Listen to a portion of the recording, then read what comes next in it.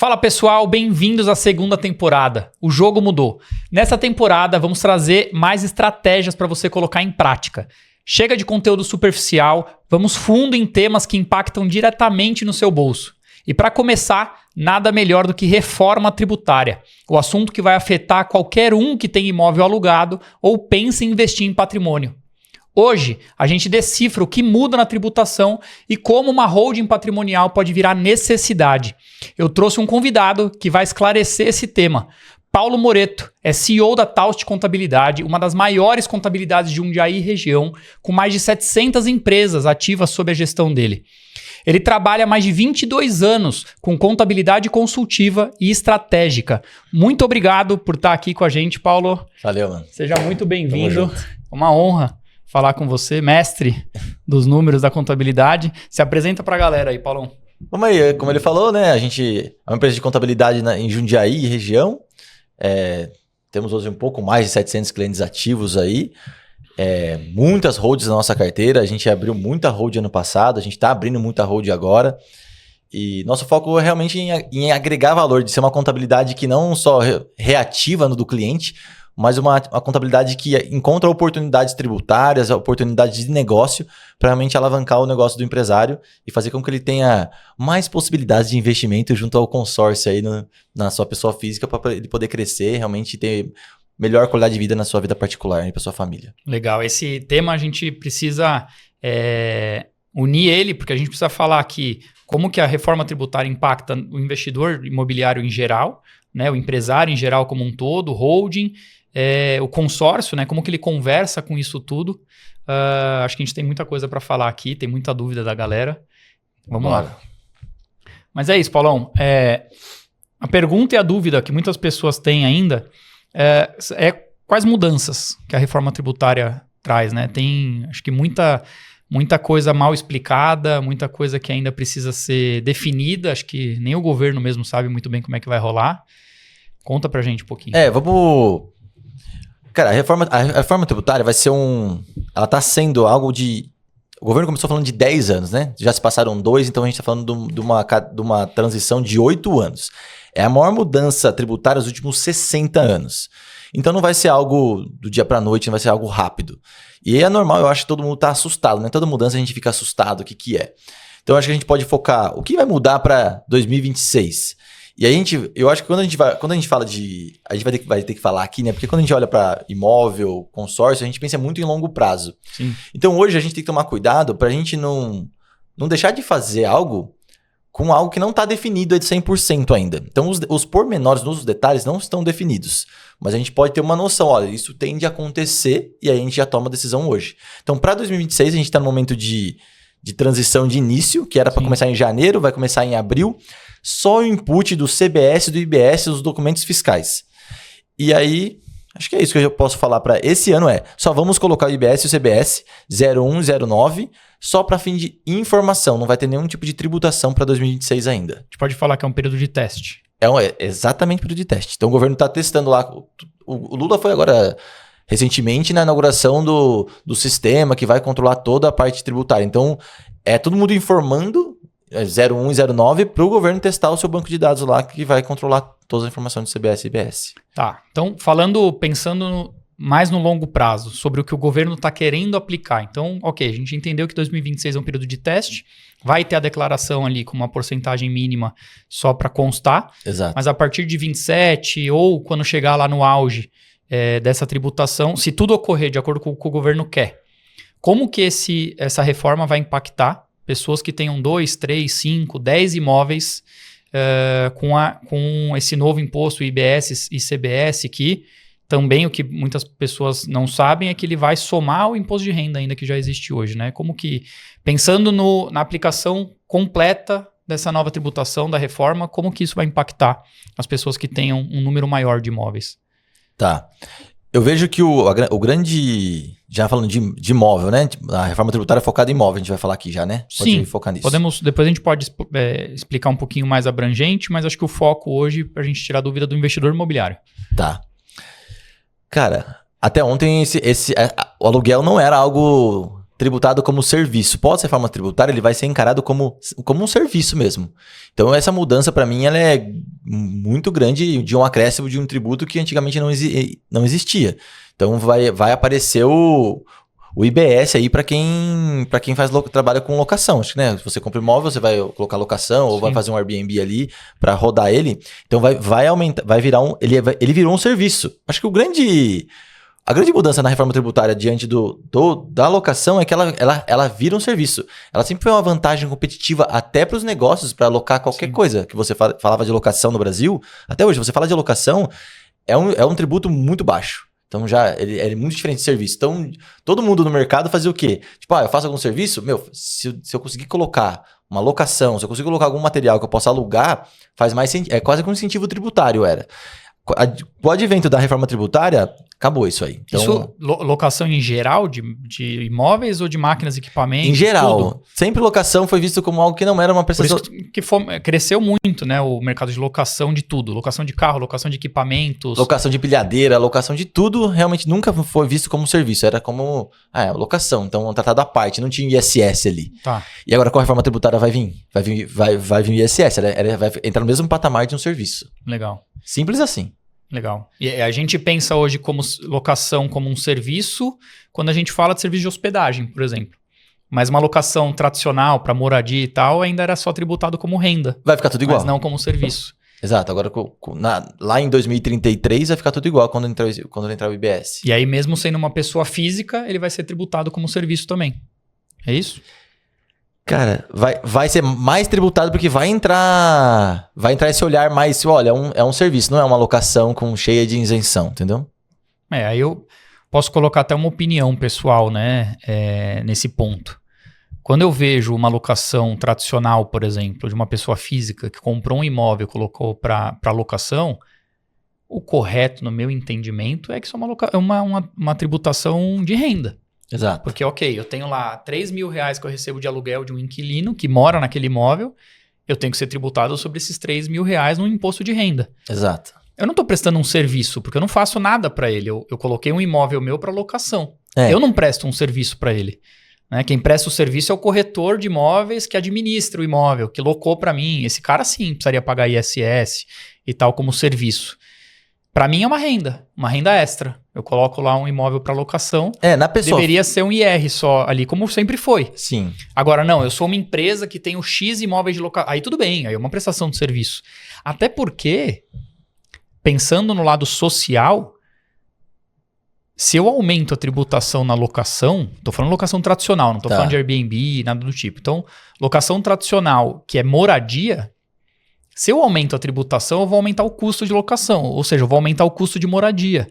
Se eu aumento o custo de moradia, eu estou dificultando o acesso à moradia das pessoas. Para morar numa casa. Já é difícil as pessoas comprarem um imóvel no Brasil. Porque tem um custo alto do próprio imóvel, né, do próprio ativo, como também o acesso a crédito. Também é muito difícil. Né? Tradicionalmente, o brasileiro vai procurar financiamento. Claro, a gente tem Minha Casa Minha Vida, tem vários facilitadores. Mas não é tão simples assim, não é todo mundo que consegue comprar um imóvel, né? A renda fica comprometida. E aí, se eu aumento a tributação, o proprietário desse imóvel vai aumentar o valor do aluguel, vai dificultar a moradia. E aí você tem um impacto social, né? Um governo hoje que bate tanto na tecla do social, tá andando na contramão. Mas esse é o grande tema da reforma tributária. Que quem vai pagar a conta no final vai ser o consumidor. De tudo. Porque o proprietário do imóvel vai repassar isso. Exato. Eu cobro R$5.000 de locação no imóvel, vou passar a cobrar 7. Esse é o principal tema que eu estou tratando com meus clientes. Agora é o momento de fazer orçamento. Qual que vai ser o meu impacto? Quem sou eu na cadeia tributária? E qual vai ser o impacto que meu negócio vai sofrer de aumento de tributo? E como que eu vou ter que conversar isso com todos os meus parceiros? Porque é um aumento significativo, a gente está imaginando de algo em torno ali de 10% a mais do tributo que a gente paga hoje. Então, e aí, não dá para a gente deixar isso só no macro. A gente vai ter que realmente trazer para uma planilha, trazer para a individualidade de cada CNPJ, de cada CPF, de cada empreendedor, para a gente olhar, olha, a gente vai ser impactado aqui. Esse é um trabalho que a gente vem fazendo realmente de vender nesse trabalho, de explicando, eu fiz vários eventos ano passado, vou fazer mais eventos esse ano, de explicar para o empresário de maneira individualizada quais serão os seus impactos no longo prazo.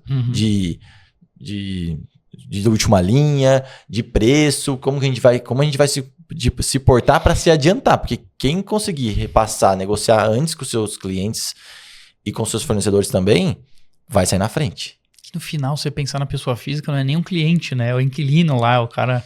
Exato. É muito delicado isso. Aí o que vai acontecer na pessoa física que o governo já soltou na reforma da renda, né? Eu acho que é legal a gente separar. Às vezes, a gente estava fazendo busca aqui, a gente não consegue nem achar com profundidade que o chat GPT, o Google, tá tudo misturando ainda. Como que um não confronta com o outro, né? Assim, a reforma da renda e a reforma tributária. Só que a reforma tributária também tá falando de pessoa física. O governo soltou a reforma da renda, foi agora que o Lula sancionou dos R$5.000 de isenção, tributando os dividendos e junto ali tá... Meio que o aluguel que entra como renda, esse aluguel mais tradicional entra como renda ainda para pessoa física. Normal. Acho que a nossa conversa vai para quando a gente vai começar, a pessoa física vai começar a pagar 20% ali começa a ganhar mais de 5 mil, começa a crescer, aí a gente vai entrar no assunto de holding, de entender qual que é o caminho para a gente pagar o menor imposto possível diante desse aumento tributário que está acontecendo, né? Eu vou trazer uma dúvida ainda, porque quando a gente for falar sobre holding, por tudo que eu já li e estudei, nem sempre vale a pena, né? As pessoas batem na tecla como solução mágica para todo mundo, mas não é. Você tem um custo alto para manter uma holding, né? Então não é para todo mundo, não é em todos os casos, mas a gente vai falar mais para frente. Agora, mais uma novidade que a gente tem, que é o CIB, né? Que é o CPF do imóvel, onde a Receita Federal agora vai cruzar dados com imobiliárias, Airbnb, Booking, plataformas online, Quinto Andar e etc., vai cruzar os dados. A gente pode dizer que a informalidade agora acabou? Das locações que não é declarado? Porque muito, né? No Brasil, muita locação não é declarada. Você fala pro inquilino, não declara no seu IR aí para eu não declarar daqui. E aí fica aquele combinado. Vou te cobrar tanto, mas você não declara aí que eu não declaro aqui. Eu já ouvi isso bastante. Cara, esse é eu gosto de chamar de sonegação, né? E o mercado imobiliário, ele sonega bastante. Às vezes a gente fica até com medo de falar aqui, né? Porque, nossa, como a gente vai falar de sonegação? O governo já sabe que tem muito dinheiro na mesa. Não é à toa que diante da reforma tributária, o grande documento não passa mais a ser a nota fiscal e passa sim a ser a transação financeira. E aí, não tem mágica. Vai na raiz, né? Vai na raiz. Aí não tem mágica que o contador faça. Não tem mágica. Não tem como pagar menos imposto do que a sonegação. Então não tem como comparar, tipo, nossa, agora eu vou pagar mais imposto. É óbvio, você não estava pagando nada. Tipo, o mercado de locação é um mercado que realmente todo mundo dá aquele jeitinho por fora. Não faz aqui, vamos fugir. O governo já sabe de muitas locações. Eu bati um papo com você aqui, né? Que tem uma declaração que chama DIMOB, que é uma declaração de imobiliária, que onde as imobiliárias são obrigadas a informar tudo que já acontece há muitos anos. Transação de compra e venda, locação. O governo querendo saber principalmente de locação. Só que o Brasil é um país declaratório, que eu comentei com você. A gente declara o que deve, aí o governo sabe o que deve, ele vai lá e cobra. Aí se você declarar que é zero uma movimentação, ele vai entender que é zero, por mais que tenha a transação financeira por detrás. Ou seja, eu sei o quanto você mexeu, movimentou, recebeu, só que eu fico aqui esperando você me dizer Se você me avisar diferente, eu te cobro em cima disso. Se o governo agir aí, eu acredito que quebra o mercado. Trava tudo. Porque a sonegação é um negócio, assim, meio que cultural no Brasil. Totalmente. Então, ela tá meio que em todos os negócios, todos os pequenos negócios. E todos os pequenos locatários de imóveis aí, todo mundo tá ali meio fugindo, não querendo pagar nada. Porque no Brasil é meio que tudo ou nada, né? Ou você paga zero, ou depende, se você quiser pagar um pouquinho, depende, já vira 20% sobre sua alocação. E aí a gente começa a olhar para viabilidade, fazer conta. Então, eu vejo que... Aí, voltando para essa pergunta, acabou a sonegação? Ela vai acabar. Então, o governo, diante da reforma tributária, o governo está falando do split payment lá, que nada mais é que uma CPMF, um IOF do tributo. Então, a gente não vai ter mais opção de escolha, já vai cair retido na nossa conta o dinheiro. Então essa nossa conversa aqui faz total sentido. Porque, tipo, então agora eu não vou ter mais opção de ir daquele jeitinho? Não vai ter. E aí, esse ano aqui eu já não vou conseguir? Não, esse ano, como a gente falou, é para teste ainda. Mas eu acredito que o governo vai conseguir chegar realmente, que é uma visão de, quando a gente fala de futuro, de uma previsibilidade, eu acredito que para o segmento de locação, o governo vai conseguir chegar a um controle maior ali lá para 2033, 2031. Aí travou. Aí acabou. Mas, e se eu tô dando um jeitinho hoje? Qual que é o meu risco? Né? Eu acho que eu respondo uma próxima pergunta da sua, no seu olhar aí. E se eu fizer isso hoje? Eu tenho risco? Eu posso ser pego? Óbvio que você pode ser pego. Mas como eu falei aqui, o governo não tá pegando... eu podia apertar um botão lá, tem o COAF. O governo Lula lançou o COAF há 12 anos atrás, que é um órgão que analisa todas as transações financeiras. De Pix, de cartão de crédito. Até então falavam em TED a partir de R$20 mil, que aí levantam, acende uma luzinha lá.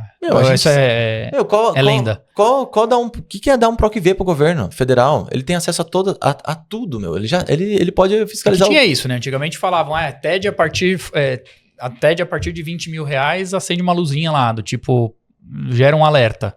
É que era pro banco, né? O banco, quando você vai depositar R$30 mil lá, ele pergunta e faz você preencher um termo de responsabilidade pra falar da onde é que tá vindo esse dinheiro, cara. Eles põem qualquer coisa e... Aí põe lá. Minha mãe me deu. Aí passa, mas...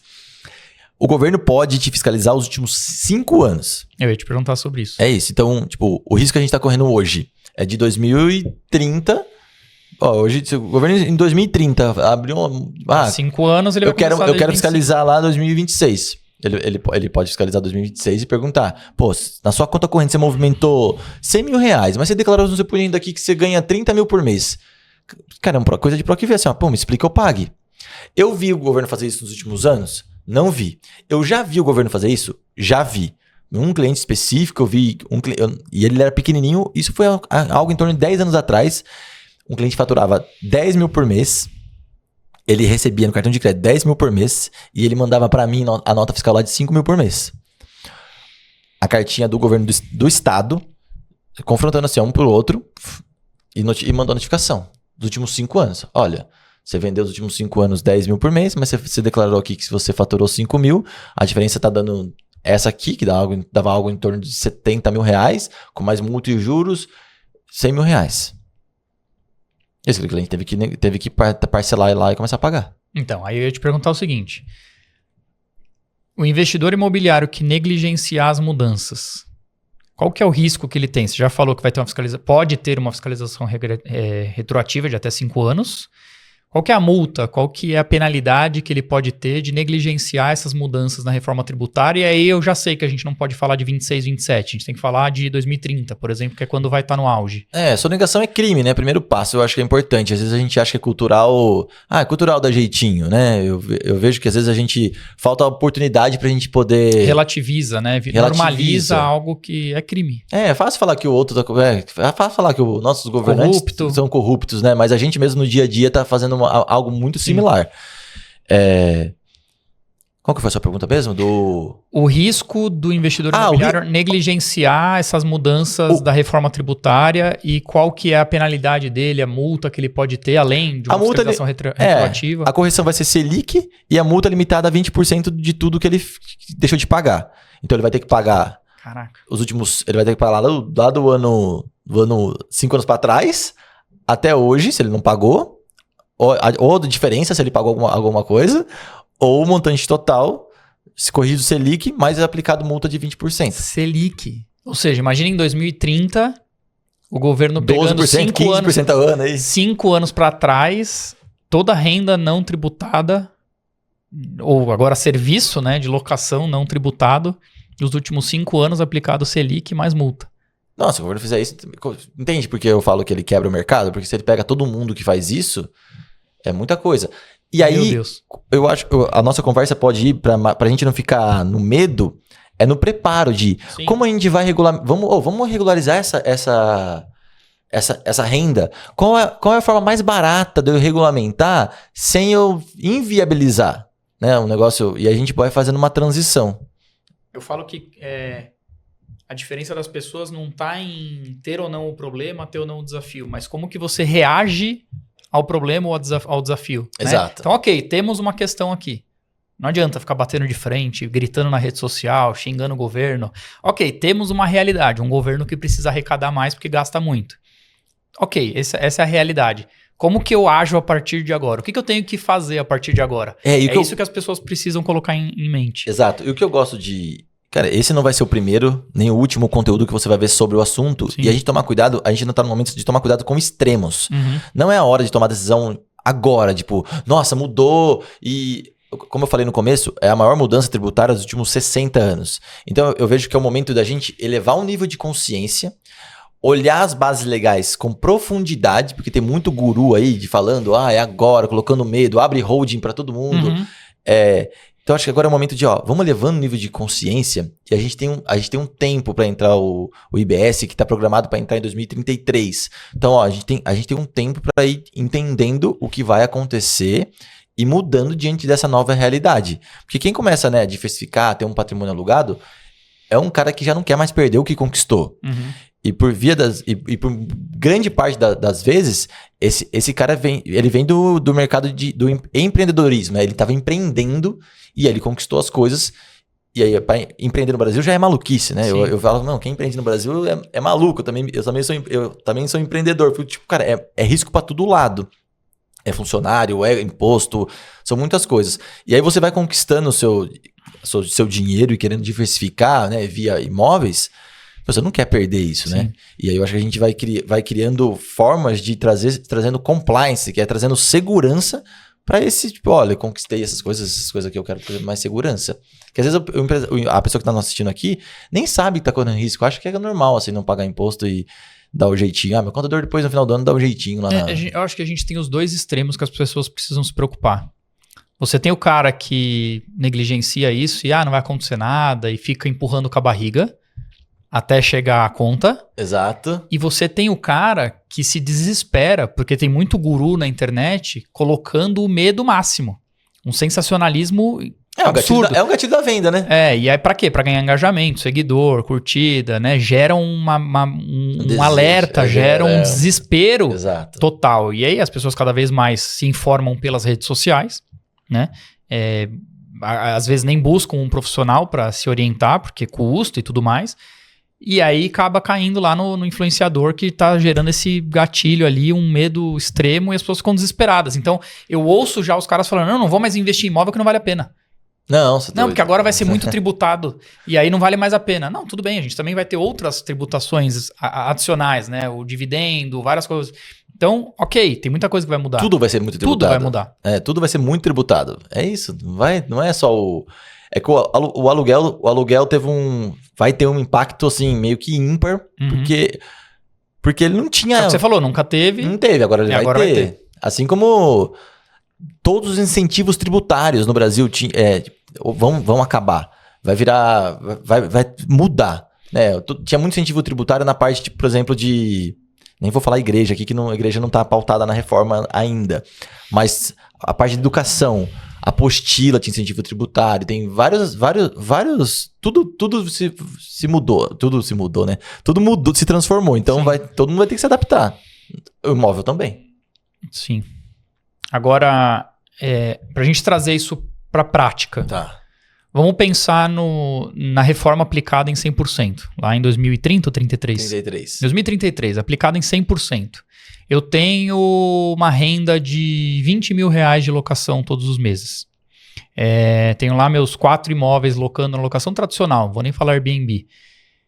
Quanto que isso vai representar para mim de tributação? Quanto que eu vou ter de incisão de IBS, CBS, IR? Tem alguma forma, algum incentivo, que você falou que vai acabar tudo, mas existe algum fator que diminui minha tributação? Vamos colocar de lado a questão da holding. Estamos falando aqui de pessoa física ainda. Pessoa física? Quanto vai custar isso na prática? Cara, eu estimo algo em torno ali dos seus 23% a 24%. Total. Em cima desses 20 mil aí. IBS, CBS e IR. Exato. Eu estimo algo disso. Hoje a gente tá falando de algo em torno de 20%. Se a gente pegar o total, vai dar uns 20, 21. Depende se for de renda com desconto simplificado ou completa. Então, explica pra gente aqui, uma dúvida comum também. Na teoria, fala-se em 27,5%. 27,5%. De tributação de imposto de renda sobre a locação. Por que chega a 20%? Porque tem E quando pode chegar a 15%, por exemplo, ou não chega?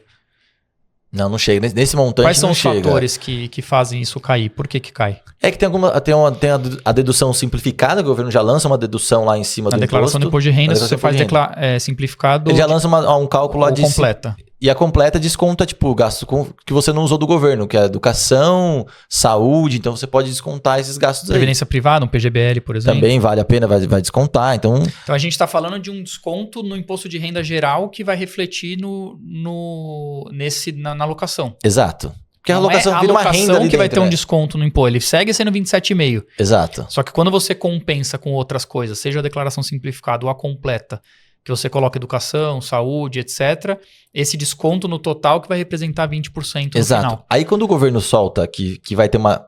No Brasil é um país que vai... Ele é uma progressiva de aumento do imposto. Então quanto mais você ganha, você vai pagando mais imposto. É assim. Então, tanto que agora ele limitou, isenção para quem ganha até 5 mil reais. Então é isento de imposto de renda. Acima disso, continua a progressão. Ó, quem ganha 10, quem ganha 15. E aí, assim, importa, mas na verdade tudo é renda. Então, entrou a renda de aluguel ou é uma renda de salário, tudo tudo é rendimento. Então, e aí um rendimento que era muito bonito, que era isento, era o rendimento da distribuição de lucro, que agora limitou a 600 mil por CPF. O rendimento como um todo, quem tiver acima de 600 mil vai pagar 10%. Que, de novo, eu vou me colocar aqui na posição como empresário, mas tentando ser isento politicamente e ter um pensamento racional. Me corrija se eu estiver errado. Tá.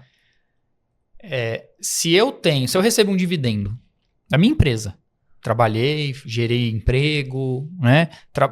Tive todo o custo operacional, administrativo, fiscal, imposto, etc. E tive um lucro. E aí eu faço a distribuição desse lucro para os sócios. Sim. E aí eu tributo de novo nesse imposto sobre dividendos. Não seria uma bitributação? Porque se ele é o lucro da operação, já é algo líquido. Eu já paguei imposto sobre aquele dinheiro. Sobrou isso. Quem é o dono desse dinheiro? A empresa, que por sua vez, os seus sócios com as suas porcentagens de cotas. Se eu fico com esse dinheiro na empresa, eu não pago imposto, porque eu já paguei, ele já é líquido de impostos. Se eu pago pro dono, que é o sócio, enfim, ele tem uma tributação na pessoa física, só que já pagou. Aí você tem uma bitributação. Tá errado esse raciocínio? Não, tá certo esse raciocínio, mas é... E foi por isso que nunca foi tributado, certo? Não é um incentivo, porque não é social nem nada. É uma questão que, poxa... Cara, eu concordo plenamente. Logicamente, eu concordo plenamente, também tem esse entendimento, mas não é só esse imposto, inclusive, que é entendido como bitributado. Tem vários outros impostos, né? Quando a gente olha o IPI na base de cálculo do ICMS. Então, se você olhar para o sistema... você vai tendo imposto na cadeia inteira, né? Você vai tendo imposto sobre imposto na cadeia inteira. E esse é mais um imposto sobre imposto. Aí o governo separa ele. Não, mas a gente vai cobrar ele na pessoa física. Então, ele vai cobrar na pessoa física. Tá. Então, aí vem seu rendimento lá. Passou de 600 mil... Todos os seus rendimentos passaram de 600 mil, recebi da minha empresa 400, eu recebi de aluguel mais 700 ou 200 que seja, passando de 600, todos os rendimentos ele vai ser tributado. Mas aí você está somando renda com dividendo? Vai somar. Não é só dividendo, 600 mil. É rendimento, reforma da renda. Eu achava que eu tenho uma renda de Prolabore, meu salário, vai somar tudo. Locações, soma tudo. E eu tenho minha distribuição de dividendos. Não é 600 mil no ano de distribuição de dividendos. É isso mais isso que vai dar 600 mil. Caramba. É a reforma da renda. Então, esse 10% é em cima da sua renda, somando tudo. Aí a gente entra no jogo da holding. Por que a holding faz sentido? Porque aí na holding a gente tá mais claro quanto a gente vai pagar. Então a gente já tem no lucro presumido ali, a gente vai pagar hoje em média ali dos seus 14,33%. Então eu vou pagar 14%. Se for locação ainda, a gente vai pagar hoje um pouco menos ainda. Vai dar uns 11 e pouco ali. Então a gente vai pagar 12% de imposto. Pronto, vou pagar 12%. Tá definido. Quando a gente vai para pessoa física, aí a gente vai saber que a gente deu ruim daqui a um ano, entendeu? Entendi. Ou a gente vai adiantando o imposto. Vou adiantando aqui o carnê-leão, pagando o imposto de renda é um adiantamento para lá no final eu fazer a composição e pagar o imposto. Que tende a cair ali nos seus 20%. Então, na minha cabeça de contador, a conta é assim, a pessoa física é 20%, na pessoa jurídica, se a gente abrir uma holding, a gente vai pagar uns 12%. E com custo de contador e tudo mais, a gente vai chegar nos 14% ali, entendeu? Que é algo que as pessoas não pensam, né? No custo da empresa. Agora, pensando de novo, voltando no assunto da renda de locação, a gente tem duas frentes. A locação tradicional, moradia, e a locação por temporada, short stay, Airbnb, Booking, etc. Nessa reforma tributária, a gente tem isso separado por tipo de locação? É tudo a mesma coisa, tudo é renda de locação, seja temporada, uma casa na praia que eu ponho lá no Airbnb, um estúdio em São Paulo que eu tenho no Airbnb, ou um apartamento de moradia que tem um inquilino morando lá. A gente tem uma separação de tributação ou tudo vai se somar? Eu tenho 5 imóveis no Airbnb e 5 imóveis de locação tradicional. A renda total de ambos vai ter uma mesma tributação? Cara, eu fiz bastante imposto de renda no passado e... Só se eu estiver muito enganado, mas caía tudo em locação. Vinha em forma de rendimento lá do Airbnb em forma de locação. E aí a gente perde uma questão social da moradia, que é a locação tradicional, né? Aí você acaba, de novo, né?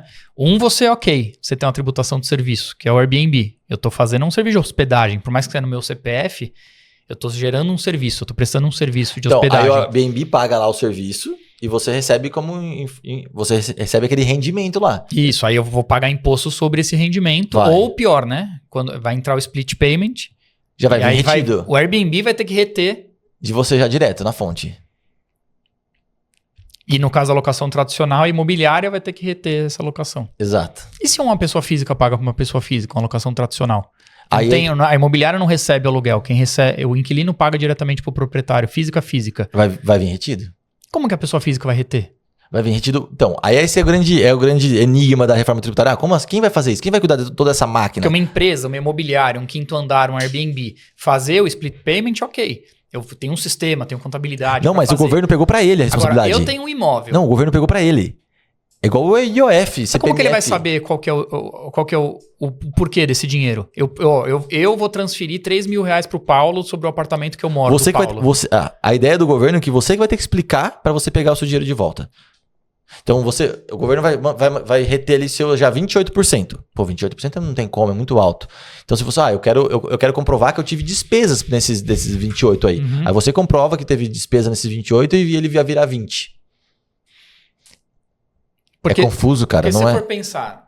Então, o governo ficou com a responsabilidade de criar um mecanismo que ele mesmo vai controlar tudo. Então, teve transação financeira, ele já vai reter. Não importa se foi o João ou se foi a Magazine Luiza. Mas tem uma diferença de tributação entre operações. Eu estou transferindo R$5.000 para o Paulo. Sobre o que é? Bom, eu posso ser o inquilino do Paulo e estou transferindo o aluguel para o Paulo porque eu moro num apartamento do Paulo. Só que não, eu posso estar transferindo R$5.000 para o Paulo porque eu comprei um serviço dele. Ou porque eu contratei o Paulo para consertar um computador. Por que eu estou transferindo R$5.000 para o Paulo? Cada um tem uma tributação diferente, não tem? Eu comprei um computador do Paulo. Então, essa ideia... Qual que é a origem? O porquê desses R$5.000? Ele vai tributar tudo igual? Vai tributar tudo igual. Por isso que fala IVA. Vamos fazer IVA. Igual vamos nos Estados Unidos. É tudo fixado um valor para tudo. Só que lá a diferença é que lá é na ponta, lá no caixa. Você paga, né? O produto tá na prateleira sem imposto, chega no caixa, você tem lá, é $100, tá bom, é $100 mais 7%, aí você vai pagar mais. Essa é a ideia do governo. Então, de tira o imposto da composição do produto e coloca o imposto adicionado por fora. Essa é a ideia também, dessa é a mesma linha. Então, é os 5.000 adicionado de 28. Tipo, então deu 10 mil, para a conta ficar mais redonda, para nós fazer aqui de rápido. 10 mil, tipo, então eu tenho que pagar 2.800. Então já vai ser descontado 2.800 aí seu. E aí vocês ficam, mas não é tudo isso, eu tenho despesa aqui na minha operação e tudo mais. Aí você justifica o que você gastou e tem um desconto na hora que você passar para outra. Depois, né? Você já recebe já recebe líquido e depois você vai compensar com outra coisa. Esse jogo de caixa assim vai ser bem agressivo, essa mudança. A dúvida e a discussão para mim ainda é a física com física. Porque e aí? Né? Que normalmente o imposto é menor, né? Que a gente... Não é nem pela... É que nas pequenas transações... Pela porcentagem. Eu tô querendo dizer assim, eu não tenho sistema, não tenho nada, sou uma pessoa física. Não, mas o banco pegou... E eu vou pagar o aluguel, entendeu? O governo tá falando que ele vai pegar pra ele fazer isso. É ele que vai resolver isso. Você não vai ter que fazer nada. Eu vou abrir o aplicativo do banco, vou gerar um Pix de R$5.000 pro Paulo. Eu vou transferir. Nesse caminho, o governo vai comer... Menos 1.400. vai chegar na sua conta. Aí você vai ter que explicar o porquê e para você pegar... Da minha conta sai 5, só que na conta do Paulo... Vai chegar com menos 1.400, não é isso? Metade aí? 3.600.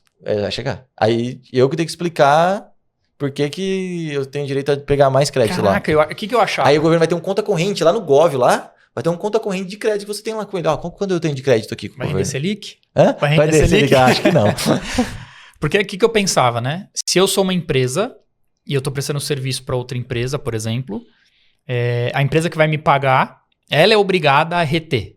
E aí ela vai pagar isso. Não é. Como se fosse um crédito consignado, se fosse alguma coisa do tipo. Então, eu achava isso. Então, uma empresa, ok, fazer esse serviço, porque ela tem contabilidade, tem sistema, tem mecanismos. Uma pessoa física não tem. É o governo. Ele já falou que vai ser ele que vai fazer. Ele que vai controlar. Meu Deus. Vai passar tudo pelo governo. Dúvida. A gente está falando aqui de tributação, né? É geral, mas tributação sobre locações. Tradicional, Airbnb. Você sabe como que é isso no exterior? Como que é esse serviço de locação e impostos? Eu tenho um apartamento em Miami, sou americano, tenho um apartamento em Miami e coloco lá na locação tradicional ou no Airbnb. Como que isso é tributado lá fora? Cara, eu não sei. Se você é brasileiro? Não, gringo. Para comparar cenários. Cara, Brasil e exterior. Não sei. Para saber se se o que está acontecendo aqui é muito bizarro ou não, é normal, na verdade, acontece mundo afora, verdade, a gente que nunca teve. Não, o que a gente tá fazendo aqui no Brasil é uma cópia dos outros países. A gente tá copiando o que acontece no Chile, o que acontece diferença nos que Estados Unidos. A tributo é muito maior, mas o modelo é o mesmo. O modelo é o mesmo. Então, eu acredito que nos Estados Unidos é assim, é o IVA lá. Então, você faz uma locação, adiciona 10% lá, acho um pouco mais até, e paga o imposto. Então, só que aí aqui a gente tem o IVA, que é o IBS-CBS, mais o imposto de renda. Exato.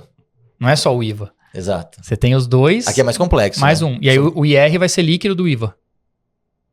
Exato. Não vai ser os dois sobre o principal. É que você falou... Vamos pensar lá nos R$5.000 de aluguel. Eu vou pegar os R$5.000, vou descontar 1.400 do IVA. E depois eu coloco o imposto de renda sobre o valor, os 3.600. Ou são os dois somados sobre 5.000? O imposto de renda não tá na conversa. Tá juntando o PIS e COFINS, juntando o ICMS com o ISS e o imposto de renda ali sozinho ainda. Então, teoricamente, ainda ele vai ser sobre o líquido do IVA. Exato. Depois do IVA. Exato. Então, é 20% de imposto de renda, então é 20% sobre 3.600, não sobre 5. Exato. Bom. Cara, a gente... Dos males o menor. Então, pelo menos não vai ser sobre o... Então, mas eu queria até assim, acalmar, né? Porque às vezes a gente vai querendo detalhes, né? De como que vai ficar essa estrutura no longo prazo. Hoje tá bastante confuso, né? Acho que para melhorar tem que piorar. No longo prazo, o que eu vejo é de um cenário bem mais simples da tributação da gente conseguir entender. Então, inclusive do meu negócio lá, eu tô fazendo uma transição de muito mais consultoria, porque realmente na parte fiscal, tributária, vai ficar muito mais simples o cenário. Então, quando a gente olha assim, nos estudos que a gente vem fazendo e nos nossos colegas de profissão a gente vem estudando junto, a tendência vai simplificar. Então, a gente vai conseguir entender com mais clareza como vai ficar. Então, você está trazendo um cenário mais... Hoje é realmente confuso, transição... Pô, vamos pagar imposto do CBS, depois eu tenho que pagar o CBS, o IBS, depois eu tenho que pagar imposto de renda de novo sobre isso. Hoje, realmente, é um momento de bastante confusão por conta dessa transição, mas daqui 8 anos, eu vejo um cenário de bastante, assim, menos subjetividade na hora de pagar o imposto, mais clareza, entendeu? Então, você está tranquilizando as pessoas de que, no seu entendimento, a gente só está preocupado agora porque é algo novo. Exato. A gente está saindo da zona de conforto. Exato. Tudo algo muito novo e que ainda não está 100% definido. Exato. Mas que no final, tudo sendo executado da forma que está sendo planejada, vai ser melhor. Vai ser assim, vai ser... Não financeiramente falando. Exato. Vai ser muito mais caro, mas vai ser mais simples. Mais simples de executar, mas vai ser mais caro. Exato. Até porque o governo vai assumir todos os impostos estaduais e municipais, não é isso? Ele vai reter isso. Exato. Ele vai reter da pessoa física, da pessoa jurídica e do público também, né? Exato. Vai centralizar tudo numa federação. Caramba. Como que ele vai gerir isso e, enfim, só... A gente fica também nessa... A gente nos estudos, a gente fica tipo, nossa, como que o governo vai conseguir gerir tudo isso, tudo mais? Mas já passou, isso não é do governo Lula, o começo da reforma tributária veio de muito antes, então tô torcendo para que dê...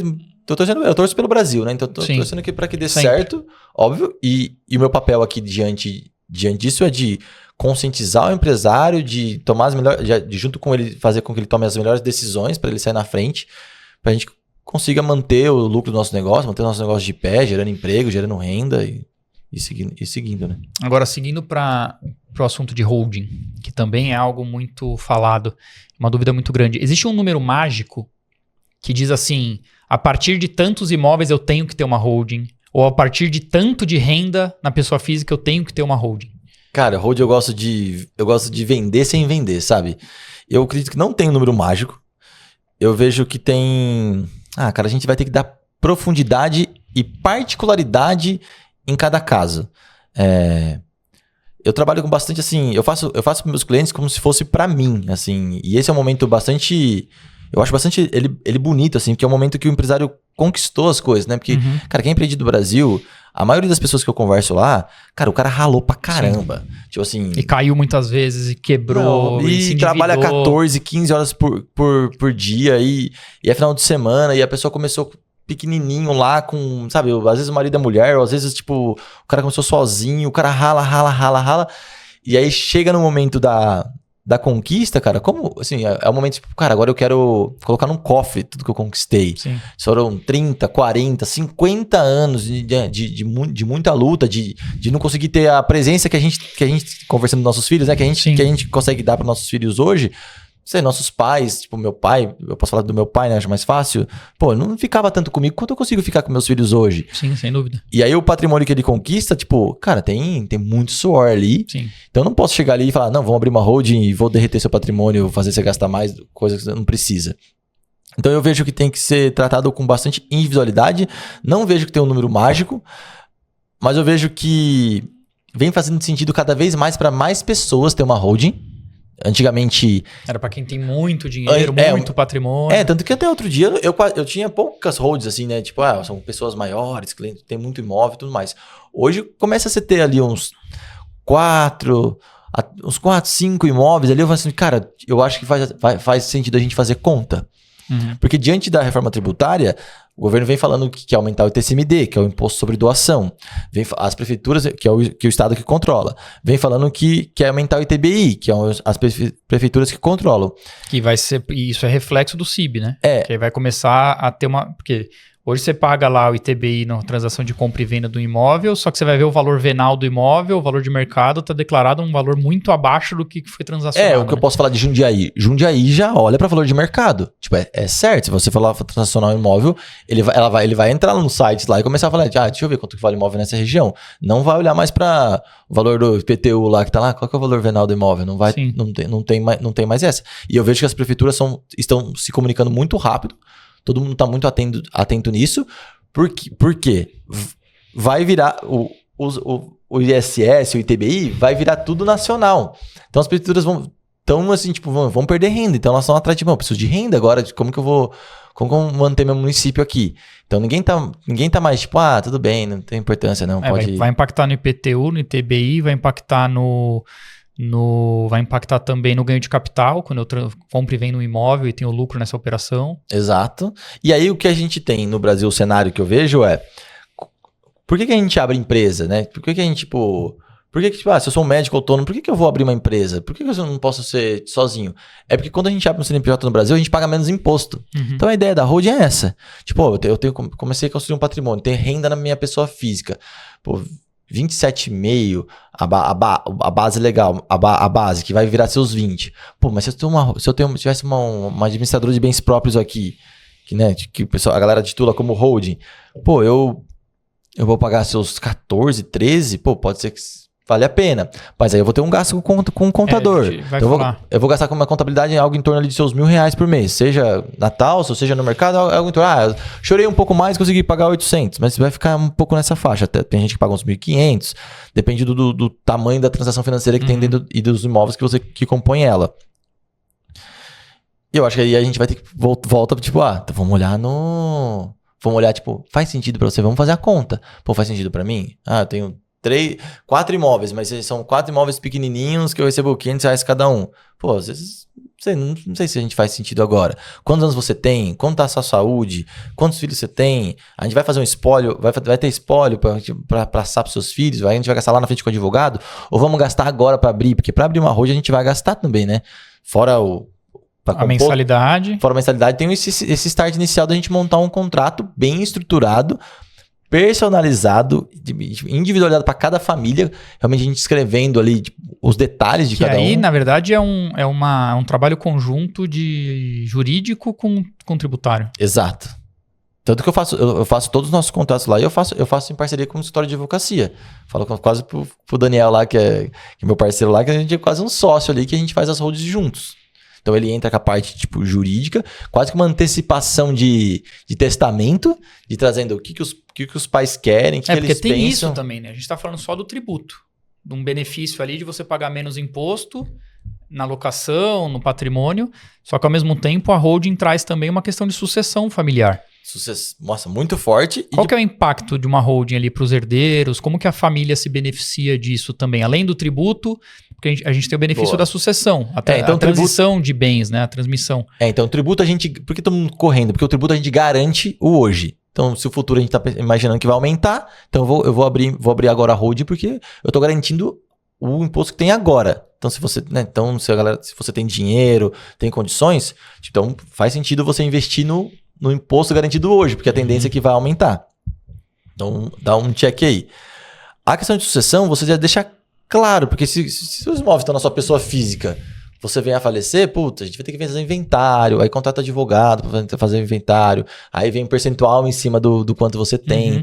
Se a gente faz isso em vida, vai transacionando, óbvio, a gente vai ter que negociar o IPTU com a prefeitura, as custas de cartório, mas a gente já manda ele para lá, a gente pode colocar os filhos ali como usufrutuário, ou às vezes dependendo do pai mais moderno, eu já quero deixar um percentual para cada um aqui já certo. Então eu acredito que evita briga, né, de possibilidades, né? Mas eu mereço mais que eu. Acho que os pais já deixam claro ali no contrato o que eles querem que aconteça. Como se fosse um testamento. Como se fosse um testamento. Mas há a possibilidade também de um testamento. Às vezes você, para mim não faz sentido abrir hold, porque eu tenho poucos imóveis.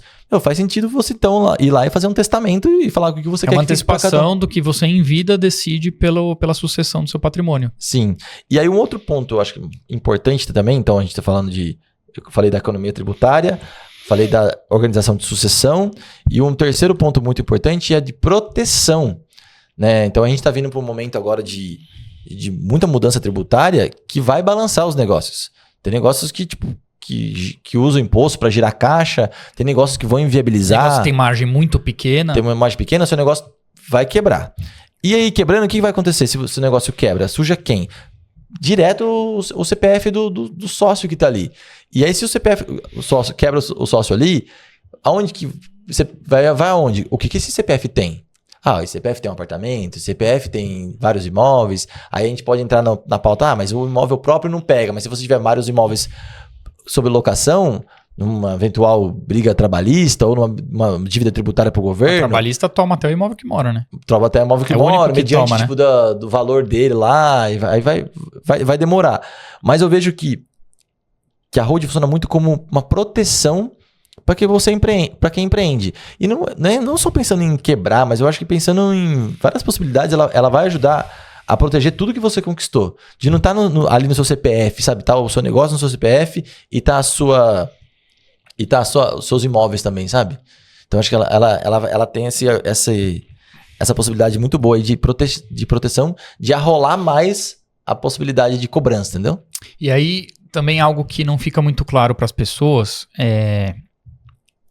teoricamente existe um custo, porque você vai transferir um bem do CPF para o CNPJ, é como se eu tivesse transferido um imóvel para o seu nome. Exato. Eu tenho ali um ITBI. CPF manda pro Eu não vou falar de ganho de capital, porque você vai só transferir, obviamente você não vai colocar lucro em cima dessa operação, você não vai transferir com um valor maior do que o que é real. Mas existem formas de eu me isentar desse ITBI transferindo para um CNPJ, uma holding que é minha, né? Isso depende de prefeitura para prefeitura? Exato, depende. Jundiaí teve casos que a gente conseguiu, teve casos que a gente não conseguiu. Você tem que fazer uma defesa lá, um processo e falar, ó, tô transferindo para uma holding. Eu vejo não que uma compra e venda. O último caso que a gente fez, eu vi que a prefeitura tratou a gente muito bem, porque a gente agiu com transparência. Então a gente chegou lá com o valor real do imóvel de mercado. Sim. Não chegamos com... Porque muita gente tem... Cara, muita gente mesmo, assim, eu já fiz milhares de imposto de renda, mais de 10 mil impostos de renda que eu já fiz. A maioria dos imóveis que estão nas pessoas físicas, elas estão abaixo do que realmente ele vale. Uhum. E aí você vai transacionar esse imóvel para holding, pô, aí acontece, quanto que ele vale, quanto ele tá lançado ali no imposto de renda da pessoa 100 física. mil, ele vale 1 milhão. Aí eu vou mandar ele para minha holding por 100 mil. Pô, se você chegar ali com a prefeitura, fazendo isso na prefeitura, vai falar, pô, mano, você tá de sacanagem? Então, eu vejo que as prefeituras estão assim... Sei, pelos casos real que eu tive então, prático... Meu pensamento estava errado no final. Você tem, além do ITBI, né, na teoria, você tem o ITBI, você ainda teria um ganho de capital. Exato. Mesmo que você não tenha tido a transação financeira. A gente vai ter que olhar para esse olhar contábil de mercado. Porque foi declarado um imóvel que valia 100 mil em matrícula e você está transmitindo ele a 1 milhão, que é o valor de mercado no momento. Então, aí a gente vai ter Só que não teve a transação financeira, mesmo assim eu tenho ganho de capital? Não dá. Nesse caso, a gente vai ter que estudar para a gente particularizar qual vai ser o impacto real disso. Não dá para a gente falar, não, vai ter ganho de capital e vai ter que pagar. Não vai ser assim. Porque isso vai refletir no vale a pena ou não a holding. Sim. Então, teoricamente, antes de eu ter o CNPJ, eu precisaria saber se eu vou ter esse custo nesse a mais caso, de eu TBI. acredito que a gente vai conseguir achar caminhos para não pagar esses 15% aí. Mas é do ganho de capital, mas do ITBI. Do ITBI é de prefeitura para prefeitura, não vai ter como. Então a gente vai ter que ir lá na prefeitura, conversar, entender o que a prefeitura vai entender do seu caso. Vai ser caso a caso, não dá pra gente generalizar. Meu pensamento é que vai ter uma debandada de transferência de imóvel de CPF para CNPJ e talvez eles olhem isso como mais uma fonte de receita, não? Exato. E já estão olhando como uma fonte de receita já, porque muita gente tá fazendo isso já. Muito. Eu tenho feito isso lá quase que diariamente no escritório. E aí vai de caso a caso. Então teve caso que a gente pega alguém mais analítico, igual você bem analítico, né? Porque tem que ser, porque eu quero falar de investimento, eu quero falar que vai render, né, 1,5%, falar que meu cliente faz sentido ele investir aqui no consórcio para comprar uma locação, a gente tá falando de 1%. Eu tenho que ser no detalhe. Então, quando a gente entra no detalhe, a maioria das vezes lá no escritório, a gente ficou surpreso que foi abaixo do que a gente imaginava. Tá. De TBI, de custo de cartório, a gente fez as contas assim, a gente falou, chegou na hora lá, a gente conseguiu... Na teoria é um número, na prática é outro. Não dá pra generalizar, né? Então não dá pra gente chegar aqui e falar assim, é assim e tal, são esses números. A hora que a gente foi pra prática, o cenário que eu tenho visto é de menor imposto do que a gente calculou. E aí, outro ponto também muito importante, que, né, os gurus que falam abre hold, não bate nessa tecla. Existem muitos imóveis que estão financiados.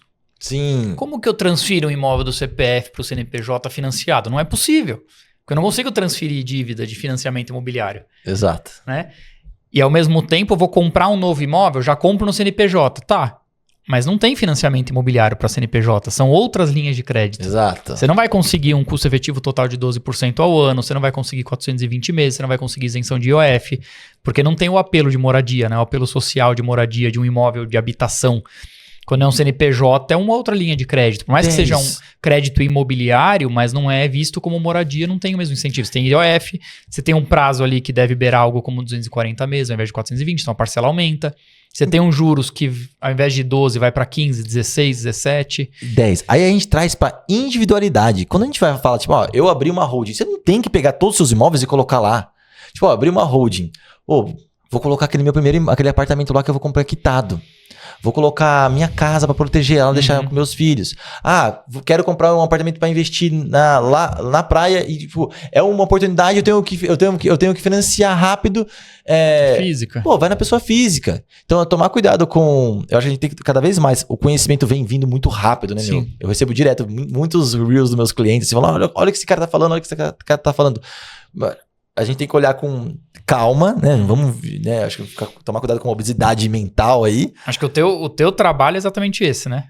De apaziguar o desespero da galera. As olha. pessoas vêm eufóricas e fala, calma, não é isso, organiza as ideias. Exato. Então dá pra gente ter a holding, alguns imóveis lá, alguns imóveis vão continuar na pessoa física. A gente não precisa pegar e abrir a hold. Vamos passar todos os imóveis que eu tenho já para hold para garantir tudo. Às vezes, não sei, ontem eu falei isso para um cliente específico, eu falei, cara, eu acho que não é o caminho da gente abrir a holding e passar todos. Vamos passar um. Ele falou, então, eu tô comprando um agora lá em Ubatuba, tô comprando uma casa em Ubatuba. Pô, vamos abrir a holding com ela, vamos começar com esse imóvel. Aí o próximo? Pô, o próximo a gente vamos com calma. A gente vê qual município que tá, quanto é o ITBI naquele município, a gente vê se você tem um caixa para fazer isso. Não acho que dá pra gente fazer assim, tipo, é o jogo do all-in. E aí... Falando sobre crédito, a gente traz a vantagem do consórcio. Porque o consórcio ele é o mesmo para pessoa física e jurídica. Exato. Primeiro ponto. Se eu fizer eu posso comprar um imóvel novo na minha holding com um consórcio, que o custo vai ser o mesmo da pessoa física. A única diferença é que não tem seguro de vida. Então ele é até um pouquinho menor, o custo, mas você não tem a mesma garantia do seguro de vida. Tá. E quem já tem imóvel com consórcio pode transferir essa cota de consórcio, tendo já contemplado imóvel comprado ou não, para a pessoa jurídica. Então você tem uma flexibilidade muito maior. E aí a gente conversa aqui com 2 cenários. O cenário da holding, que é uma pessoa física transferindo patrimônio para a pessoa jurídica, que no financiamento você fica limitado. Tá. No consórcio você consegue transferir aquela dívida de consórcio para a jurídica, ou um novo imóvel que você já vai comprar na jurídica, você já estrutura ele com o consórcio. Ponto. E um segundo cenário é que pouca gente sabe também, em São Paulo, município de São Paulo, existem várias nomenclaturas de imóvel. Né? Então você tem lá o HIS, HMP, R2V e você tem o NR. O que é o NR? É um apartamento, um estúdio, muitas vezes, que ele é um não residencial. Então ele é destinado 100% à locação por temporada. Nossa. A locação, você pode fazer uma locação máxima de 90 dias. No mais, ele é uma locação de temporada. Você não pode fazer locação tradicional nesse imóvel NR. Ele tem um custo menor do que um R2V, que é um imóvel normal de moradia, por exemplo, que não tem limitação nada. Tá. Só que um imóvel NR ele é visto como um ponto comercial. Ele é um apartamento, é um estúdio. Você é obrigado a fazer locação por temporada, você não pode fazer locação tradicional. Só que o banco não financia ele com o crédito, o financiamento imobiliário normal. O SBPE, no SFH ou no SFI. Ele vai financiar como se fosse um crédito empresarial, mesmo sendo no CPF. Então você não consegue 420 meses, você não consegue isenção de IOF, você não consegue a taxa de 12% ao ano. Vai ser a mesma coisa de você financiar um CNPJ. Tá. Só que ele é um NR. E as pessoas compram na planta NR, porque é mais barato. Falam, eu já sei que eu vou fazer Airbnb. Eu não tenho dúvida. Aí ele vai lá e compra um NR. Que no mesmo prédio você tem NR, você tem apartamentos sem limitação, você tem no mesmo empreendimento. Tá. E aí chega lá na hora das chaves que ele tem que financiar, ele se desespera, porque eu vejo muito, né, clientes, outras pessoas, investidores de grupos que eu participo, descobrindo que ele não vai conseguir financiar com aquele custo normal que ele teria de um imóvel normal de moradia. E aí o consórcio entra como vantagem novamente, porque o consórcio ele vai aceitar um NR, ele vai aceitar um imóvel residencial normal. E ele vai aceitar um imóvel em CNPJ, numa holding ou não. Então o consórcio ele vai trazer um grande benefício nessa reforma tributária e um grande benefício também para esses imóveis de locação exclusiva por Airbnb, que são os NRs. Isso sai na matrícula, é um imóvel NR.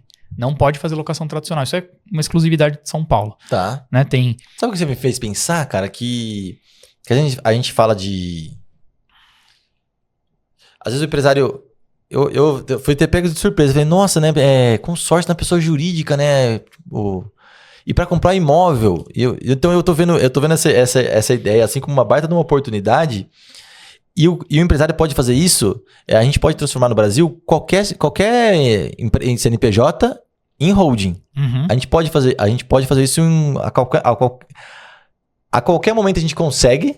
O momento ideal seria Você muda a atividade da empresa. Você coloca atividade, administração de bens próprios e deixa o consórcio lá, contemplou, o imóvel apareceu, você tem um ativo ali. A gente pode pegar aqueles CNPJs antigos que eu tenho e que estão ativos, sem atividade, por exemplo, e transformar eles numa holding, ao invés de abrir um do zero. O que a gente fica... é meio cultural, todo mundo falando de holding com CNPJ separado, e eu acho que faz sentido ele ser separado, porque você está concentrando bastante ativo. E quando a gente fala de empreender no Brasil, é de bastante risco. Uhum. Então, por isso que faz sentido a gente ter um outro CNPJ para ter menos risco e ficar os ativos. Mas por vezes você não tem imóvel ainda, vou comprar um consórcio para investir dentro do meu CNPJ. Pô, já pensa que seu CNPJ no longo prazo, ele tende a ficar com seu patrimônio e você já vai correndo menos risco hoje. Trabalhista e tudo mais, vai isolando ele. Sim. Mas você já pode comprar um consórcio hoje, né? Não precisa esperar, vou esperar abrir uma holding. Não, é ideal. Seu CNPJ já compra agora. O que eu tô fazendo? Tem muito cliente que quer abrir uma holding. Ele ainda não decidiu. Ele nem sabe se vai dar, se a conta vai fechar, se não vai. Ele só fala, eu vou abrir uma holding. Aí normalmente eles falam, não, vou esperar decidir para fazer. Aí eu trago a realidade. Fala, não, faz agora o consórcio, porque o consórcio é um produto de planejamento. Você precisa fazer hoje para usar depois. Exato. Pra usar amanhã. Faça agora o consórcio. Se você decidir abrir e quando você decidir abrir uma holding, a gente transfere a titularidade dessa cota do seu CPF para o seu CNPJ. Ah, é possível fazer esse caminho. Sim. Tá. Então já faz agora. Por quê? Nesse meio tempo... Não custa caro fazer isso? Não. 1%. Ah, 1% custa? 1% do crédito. Tá. É a taxa, na verdade, é um custo administrativo para fazer nova análise de crédito do CNPJ, para fazer cadastramento, mudar sistema. É um custo administrativo que não é cobrado pelo corretor, é cobrado pela administradora. É um custo de transferência de cota. Normalmente é 1%. Faz na hora que for contemplado? Pode ser antes. Pode ser antes, tá. É titularidade. Você tá transferindo uma titularidade de cota. Pode ser um consórcio não contemplado. Pode ser um consórcio já contemplado que eu não comprei nada ainda. Como pode ser um consórcio contemplado que eu já comprei um bem. É que não faz sentido, automóvel né? e imóvel. A gente abrir uma holding só para colocar o consórcio e ficar pagando, seja lá, R$600 por mês de contabilidade. Não faz sentido, né? Só pro consórcio não. É se você for estruturar holding. É, exato.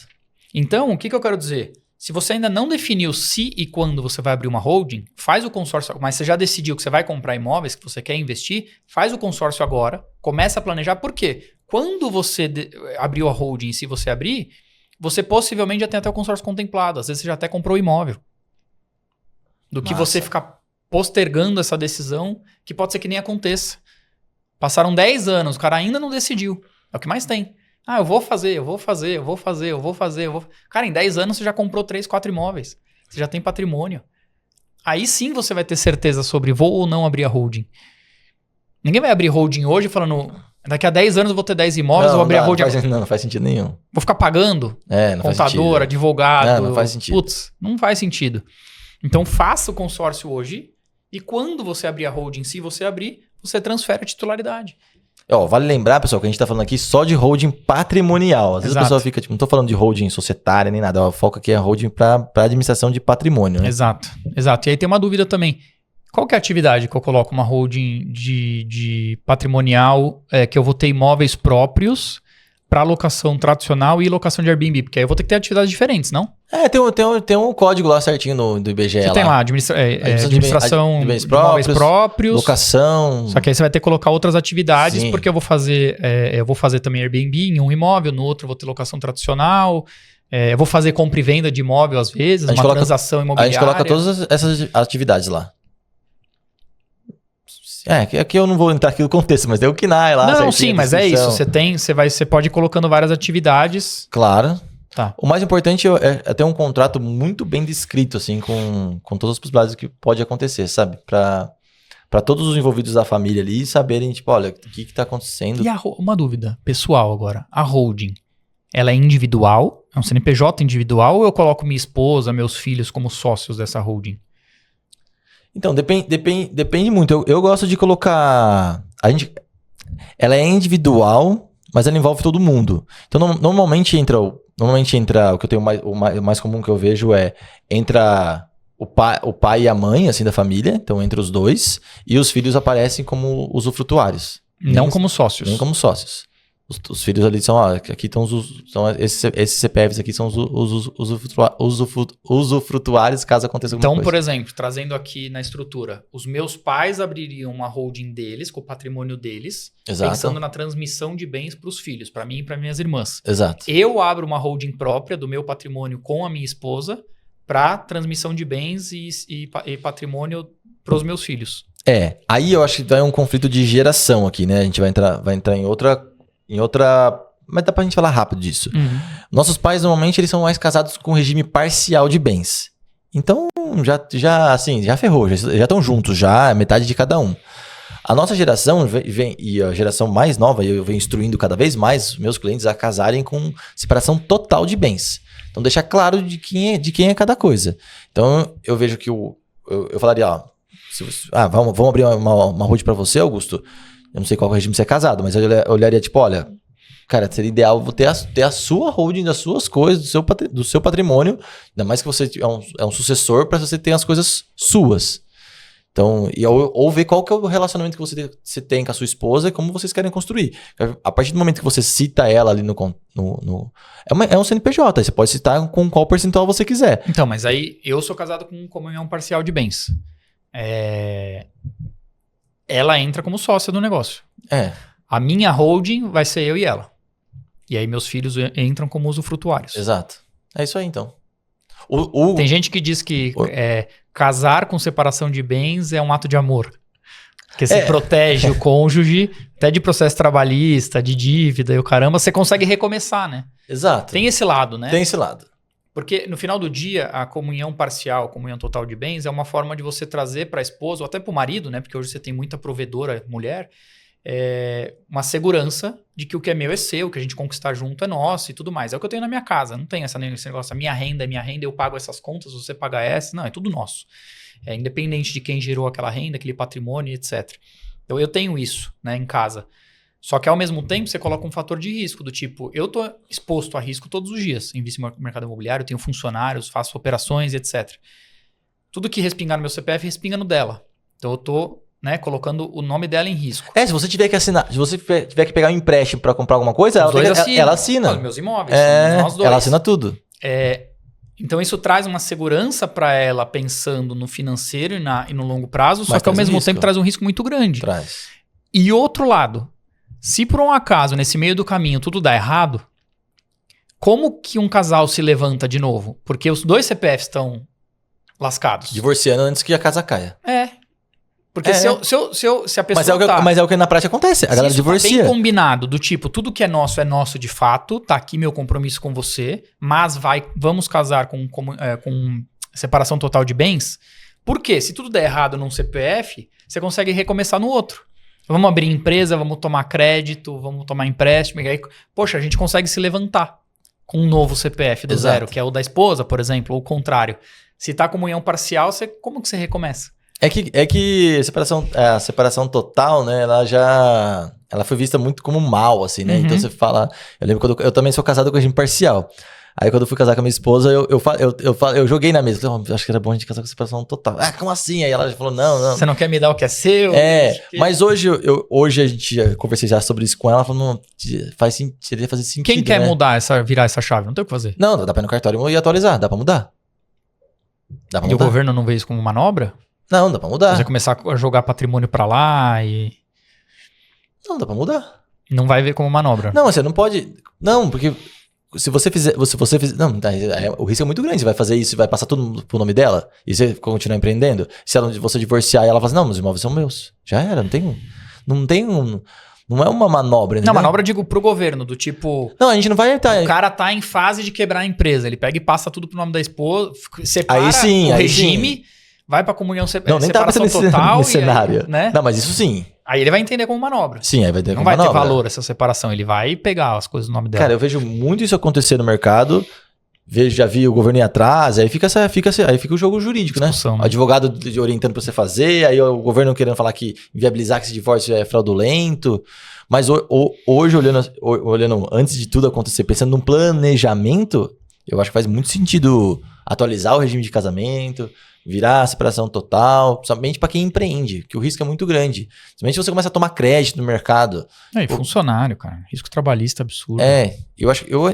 Funcionário é muito risco, tomar empréstimo, empreender no Brasil já é loucura. Se você tem vários sócios, você acaba sendo... Eu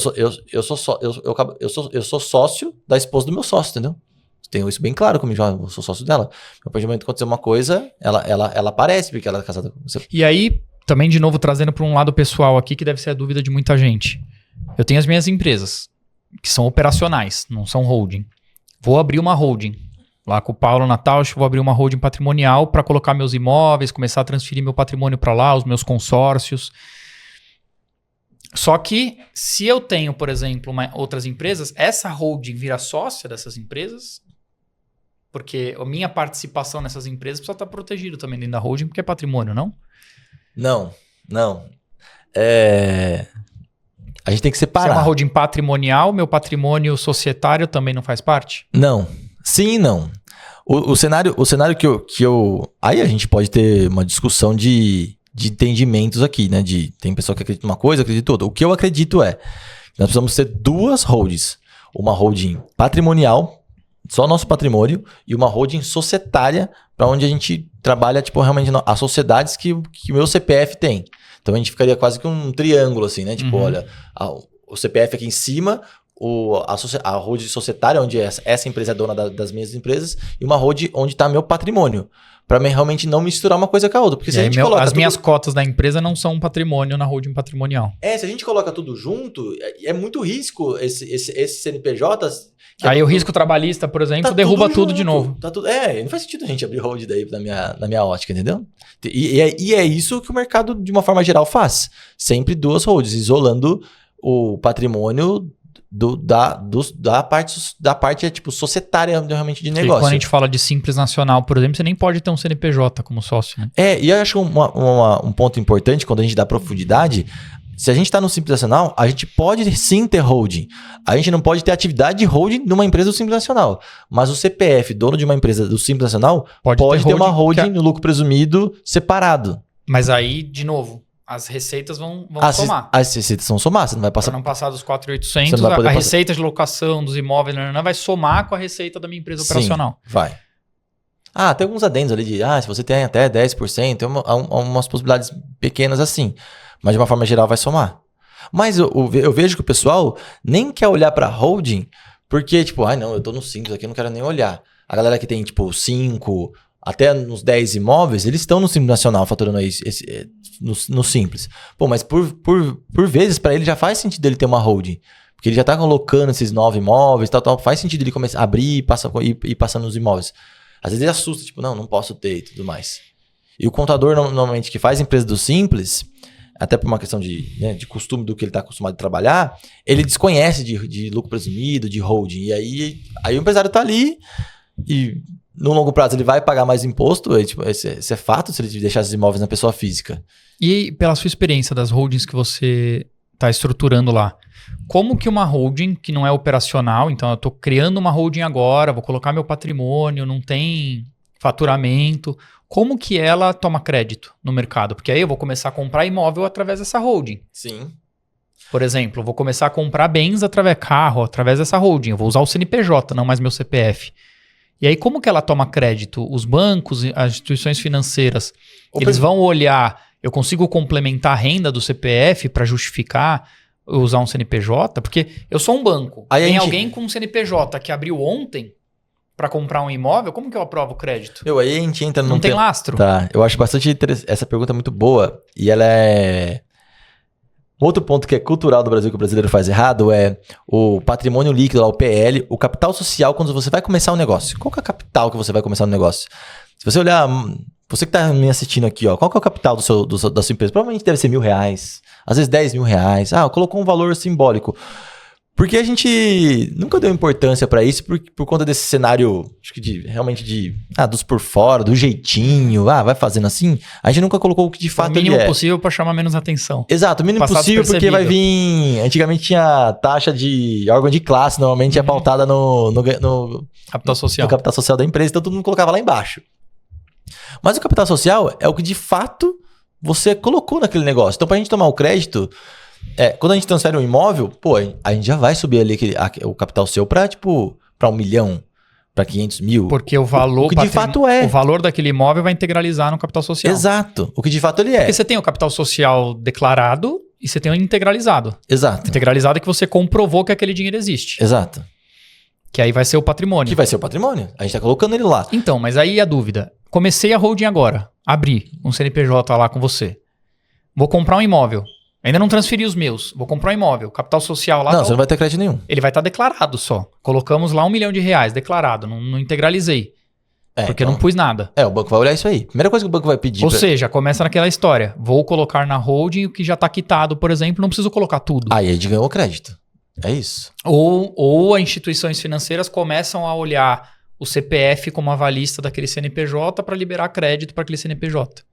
Que eu acho pouco provável. Porque, na verdade, quem tá tomando... É o CNPJ, ele vai falar, então toma o crédito no CPF. Exato, ele vai falar isso. Então, a partir do momento que eu já tiver capital social integralizado, que eu tô declarando que eu tenho patrimônio, aí eu consigo tomar crédito, porque eu tenho lastro. Exato. Por mais que eu não tenha renda. Receita na empresa.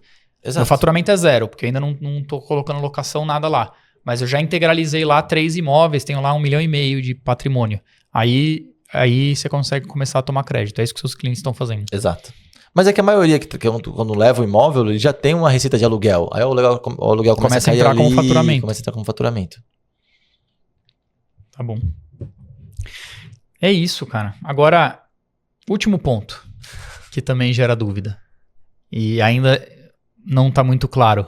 A história dos 3 imóveis e 240 mil de receita de aluguel por ano para começar a entrar o IBS e o CBS, né? O IVA. O imposto de renda vai entrar direto desde um imóvel, mas existe lá uma das questões lá na reforma tributária que o IVA, né, o IBS e CBS, só vai começar a entrar a partir de 3 imóveis e 240. Quando que isso vai vigorar de fato? E é um mais o outro ou é um e ou o outro? Ou seja, eu tenho um imóvel e 250 mil, eu vou ter o IVA? Eu tenho 4 imóveis, mas eu tenho 200 mil de receita de aluguel por ano. Entre o IVA, é um e ou o outro é o outro? E quando que isso começa a vigorar? Cara, pra ser bem sincero, esses detalhes eu tô assim, esperando virar de fato uma regra. Eu vejo que tá muito... Não tá 100% certo. O governo tá falando que isso vai ser para 2027, que a gente vai pagar em 28. Então eu tô esperando ver, eu tô querendo ver pra crer, sabe? Ó, agora regulamentou, tá certo, é isso que vai acontecer. Por enquanto tá tipo, eu sinto que o governo solta, ele vê o que a gente vai falar, qual discussão vai criar. Ninguém falou nada. Ficou... igual foi a reforma da renda, agora eu só tô faltando, tipo, muito pouco pra... Ele solta uma notícia, vê como é que a população reage. Eu tô sentindo que esse dos imóveis vai favorecer isso. Eu tô tipo, pô, cara, nossa, mas isso, 240 e tal... O que o governo, essa da sua pergunta já, mas o que o governo tem feito é muito focado na renda. Então, o foco é na renda. Tem um imóvel e 250 mil, eu vejo que ele vai tributar independente se tem um só e não 3. Ele colocou 2 fatores, né? 3 imóveis e 240. Aí é essa a questão, gera muita dúvida. Eu ouço muitas pessoas falando. O que vai um e ou um o que ou, tende ou, a passar são coisas mais próximas de transição, né? De uma transição de uma progressiva crescente, assim, de tributação. Então, se estabelecer, tipo, que quem tem e recebe 150, ficou uma conta lógica, eu vejo que tende a acontecer. Isento de IVA, mas vai pagar o imposto de renda normal. Exato. E quando passar desses 3 imóveis 240, você tem o IVA mais o imposto de renda, é a lógica normal do que a gente estava falando. Isso... Esse eu tô vendo quase como uma conta mágica. A pergunta mágica que você me fez lá no começo. Nossa, cara, a conta mágica vai acabar... se a gente parar pra pensar hoje, vai acabar sendo os 3 imóveis, né? 3 imóveis 240, porque esse é um benefício da pessoa física. Exato. A jurídica não tem esse benefício de 3 imóveis 240 para ser isento do IVA. Exato. Porque 240 vai dar o quê? 20 mil? Dá 20 mil, dá os 20 mil que você perguntou. Mas a gente vai tributar ali, vai chegar em 20%, a gente vai pagar. No simplificado lá, vai dar uns 19%. Aí, tipo, vamos contar, colocando o contador, colocando os gastos de DBI, segurança, faz sentido eu transferir ele para uma holding? Eu acho que cada vez mais o cenário tende realmente a ser de holding, mas volto a frisar, a gente olhando de maneira individualizada e olhando pro agora, sabe? Não vamos, nossa, mas lá daqui 2033 e vai também acontecer. Não esperar acontecer lá em 2033 para começar a se mexer, né? Pensar, não, vamos estudar, pensar, tipo, como vai acontecer, converse com o seu contador, se quiser conversar comigo, pode mandar nos comentários aqui embaixo, na direct. A gente vai colocar os contatos do Paulo aí, os contatos da Taut também, para você que quiser saber mais sobre contabilidade, seja para empresa, para pessoa física ou para estruturar uma holding. Por favor, chamem o Paulo aqui embaixo. Deixa suas dúvidas aqui nos comentários, mas ao mesmo tempo contata eles. E é porque aí o pessoal fica tipo, mas porque holding é um serviço caro, não é algo barato. E me estranha se for barato. Porque ele é personalizado, ele vai ter que ser realmente individualizado. Não vai dar para dar um chat GPT, o que eu faço de decisão? Ele vai bugar. Então, é algo que a gente vai precisar de inteligência e refletir sobre os cenários. Olha, como que a gente tá aqui. E tem que ser com alguém que você confie muito, sabe? Ó, confie muito em você, tem histórico de sucesso com outros negócios. E vai envolver 2 escritórios, 2 empresas, contabilidade e jurídico. Exato. Se for muito barato, duvide. Exato. Essa é estranho. É a questão que a gente tem que deixar pra galera, né? Se for, vou montar uma holding pra você, é R$1.000 e acabou R$100 de mensalidade. Duvide. Não faça, que você tá transacionalizando algo muito precioso, né, que você conquistou durante a sua vida, né? É um serviço sério, é um serviço que a gente vai ter que realmente... Porque não é padrão, né? Não posso pegar o que fizer pra mim, fazer pra você, não fazer dá. pro João, fazer pra... Não dá, todos os contratos nossos lá são tudo personalizado, o que seu pai acredita é diferente do que meu pai acredita, e aí a gente vai ter que realmente colocar na linha de cada um. E aí investir tempo, investir... E aí a gente vai... nossa, é muita coisa que vai envolver, né? Tem muita emoção por trás desse símbolo, dessa simplicidade de pegar o patrimônio e colocar numa hold, né? Parece muito simples, né?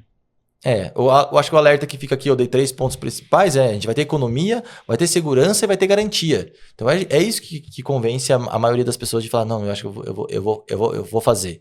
Mas não para todos vai servir, mas eu acredito que para boa parte que tem aí mais de seus 5, 6 imóveis, aí o número mágico aí vai começar a fazer sentido. Boa. Eu acho que a gente vai ter que fazer esse bate-papo uma vez por ano aqui, pra gente ir atualizando conforme Exato, a reforma base tributária legal. for... Passou isso aqui de base legal, agora vai ter que ficar voltando isso. aqui pra atualizar a galera. Eu fico respondendo perguntas tipo, com medo, né? Tipo, nossa, mas esse aí não passou, Nem o próprio governo sabe se vai ser ou se não vai, volta atrás várias vezes, né? Exato, ontem mesmo o Lula sancionou uma nova lei, aí tá em eleição, ele querendo ajudar todo mundo, fica uma bagunça. Sim.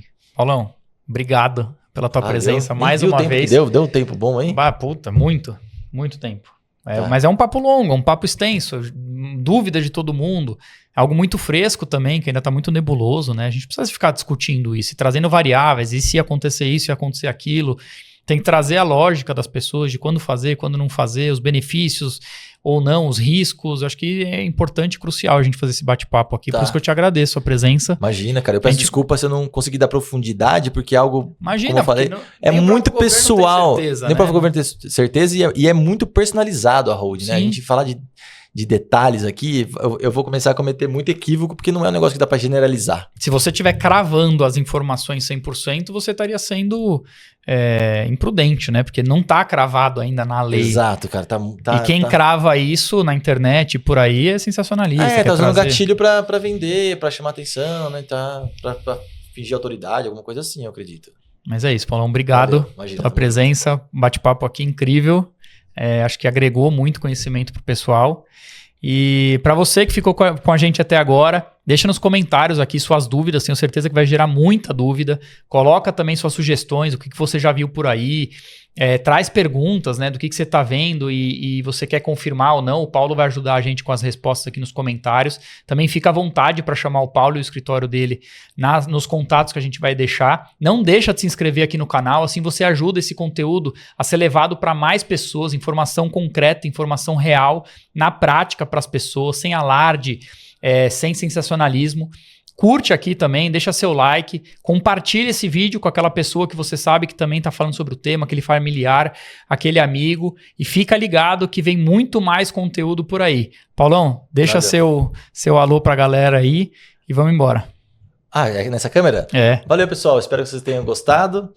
Eu tentei aqui... São assuntos assim quentes, por vezes eles são polêmicos, eu tentei tratar de uma maneira assim mais generalista de propósito, para não falar coisa errada. E se você achou que faz sentido, né? A gente tá aqui em Jundiaí, São Paulo, a gente tem bastante holds, vamos com um time de mais de 70 pessoas, temos serviço jurídico, temos serviço de RH, a gente tá muito focado hoje em realmente agregar valor para quem empreende de uma forma ativa, de colocar cor numa profissão que por vezes foi muito cinza, que é a parte contábil. Então é isso, espero que vocês tenham gostado. Valeu, um prazer estar aqui com vocês. Só um complemento aqui, apesar de vocês estarem em Jundiaí, vocês atendem em outras regiões também, né? Não preciso tacar a empresa em Jundiaí. Nossa, a gente atende, hoje a gente atende acho que quase todos os estados do Brasil, mas o nosso foco assim tá eu gosto muito do tá aqui com você fisicamente, né? Sim. Então a gente tem tá massivo aqui, Jundiaí, região, assim. Você fez questão de ir lá no escritório, conhecer a operação, conhecer meus pais. A maioria dos clientes eu gosto de estar realmente no olho a olho, porque tem coisas que a gente não vai poder falar no virtual, que a gente não vai poder falar por aqui, que a gente vai precisar de um trabalho. Mas quem tá muito fora próximo. de Jundiaí pode contratar o serviço da Tausch também. Nossa, eu tenho um cliente em Curitiba, que ele falou, não, vou até aí, você vem, eu falei, peguei o carro e fui até lá, então a gente tem clientes na região aqui por aqui de São Paulo. Boa, Paulinho, é isso aí. Valeu. Obrigado mais uma vez. Valeu, galera. Fica ligado que mais conteúdos vem por aí.